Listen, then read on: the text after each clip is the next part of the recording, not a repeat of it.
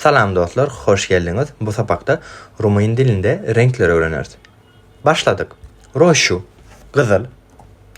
Alp, ak. Negro, gara. Gri, çal. Verde, yaşıl. Albastro, gök. Galben, sarı. Portakalio, memişi. Roz, gülgüne. Mov, violent, melevşe. Maro, koңur, mele. Aureo, altın renk. Argentio, gümüş renk. Deskis, açık. İnkis, koyu, yapık demek manini veriyor. Albastro deskis, açık gök. Verde inkis, koyu yaşıl. Roşu deskis, açık kızıl. Endi olsa bir neçe misallar. Maşina roşiye, kızıl maşin. Çer albastro, gök asman.